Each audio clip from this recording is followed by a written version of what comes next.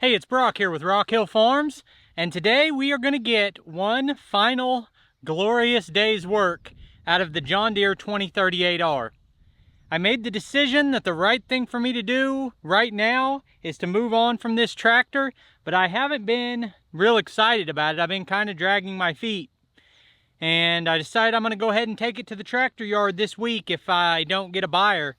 So I was thinking to myself, what would I like to do with this before it leaves?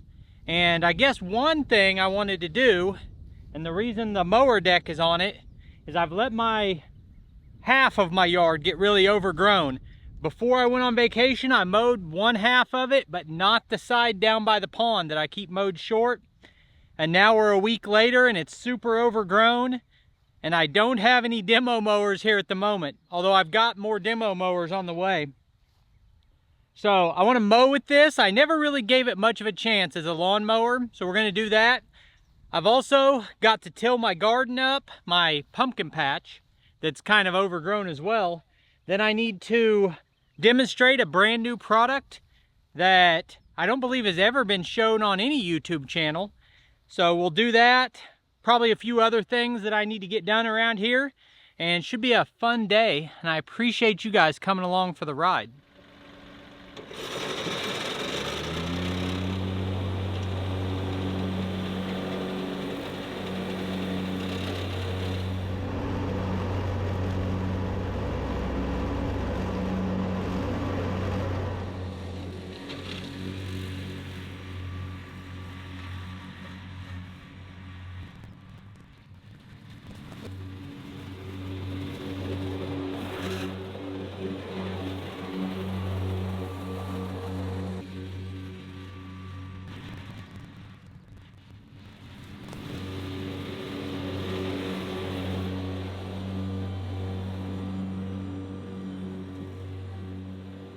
So when somebody wants to give me a hard time about my choice of a tractor, usually what they say is that's not even a tractor, it's an overgrown lawnmower.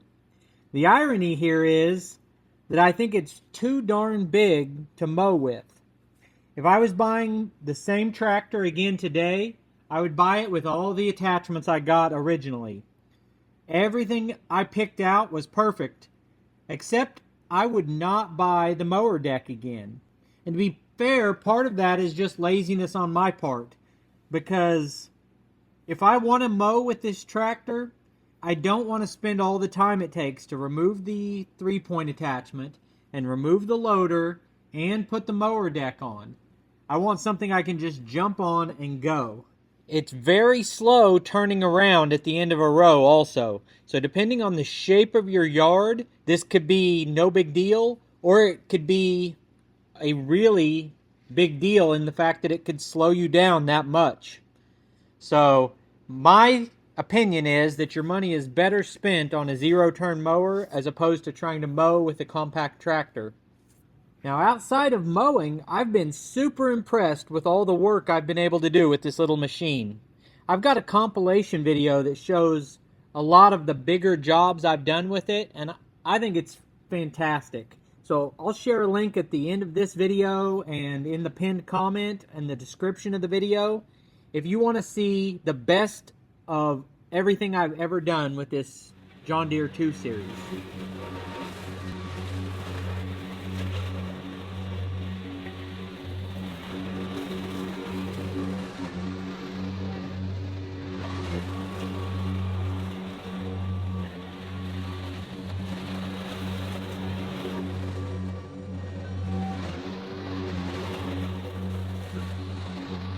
So while I've got the box blade on, I've got a few more jobs I need to do with it, including trying to freshen this up a little bit where I've got some weeds coming through. And I may get the backpack sprayer out and hit it with some weed killer too, but I'd like to manually kind of rake this around a little bit, see if I can slow down all that weeds coming through.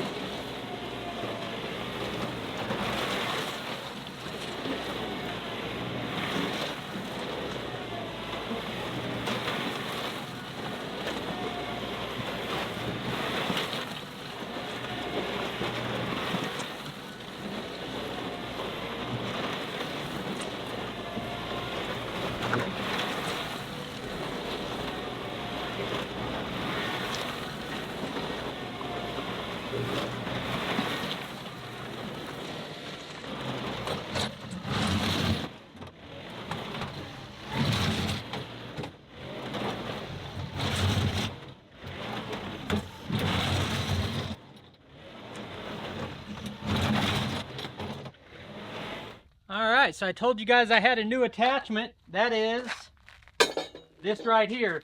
Now I've shown something similar in the past, but this is a new and improved, upgraded version that I think will be more interesting for most potential customers. This is the Little Bull trailer mover. The previous version I showed was only compatible with straight blades. This version can fit any kind of a box blade or a land plane or something with a rolled edge on it. I told the Little Bull story last time. Small business, veteran owned, family owned, all the things you might be looking for in a company you want to support.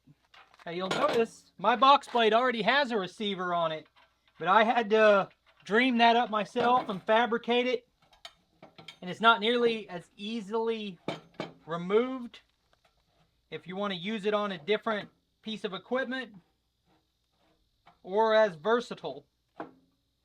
So all we're doing is setting this on, running those bolts down. Let me grab a wrench. So that just clamps on there, and that seems like, man, that could pull off, but there's a second piece that slides over the back, and you slide this other piece on, slide it up till it makes contact, and then pin it in place. So now we are really locked down. There's one more piece in the kit, and looking at the instructions, it looks like you slide this tube in here, put a pin through it, and that helps to lock this in place even tighter. I also don't feel like it really needs that. I feel like, man, that sucker is locked down tight. Even if these bolts came loose, it's locked down by these other pieces. So I'll probably put it in there the way they show you to do it, but it looks like you've got a little bit of flexibility because both of these are the same receiver shaft. So I could put this right here if I've got a gooseneck or something that I need more lift height, or if I wanted to get it down lower to get into a shorter hitch, I could put this in here. But right now, let's test this thing out and move a trailer. And if you're interested in one of these, American made, veteran owned, well built, handy little attachment, and I've got a discount code for it.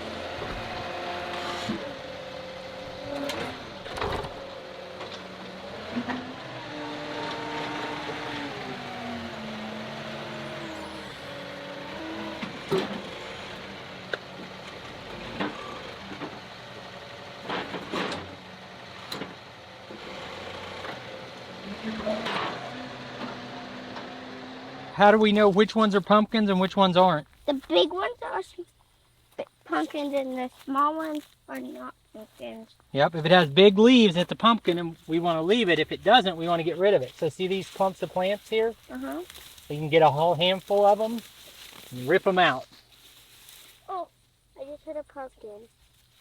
Yep, so you gotta... Be careful. Yep.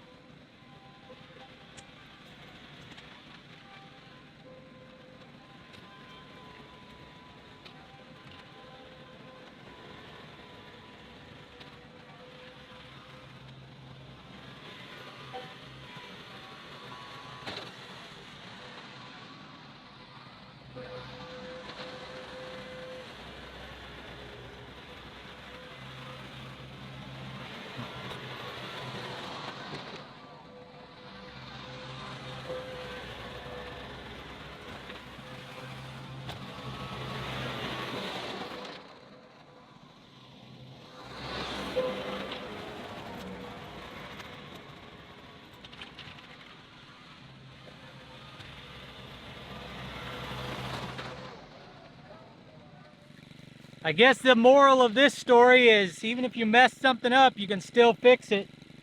I made a mess out of this by not maintaining it for too long. And now, if I take these pumpkin plants and carefully move them out onto the tilled area and then weed eat under them, it should turn out all right.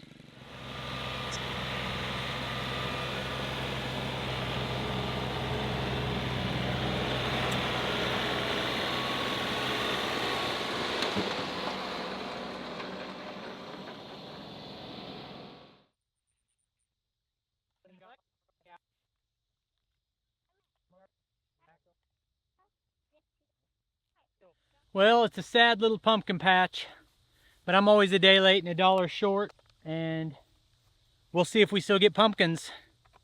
I'm gonna get some water on them now. You know, doing all this, I think about the 900 hours I've put on that tractor and the wide range of different things I've done with it. It's been a fantastic machine and I'm going to miss it. But sometimes it's just time to move on to the next thing. I appreciate you taking time to watch this video. I'll put links on the screen to a couple more of our videos, and I'll see you next time.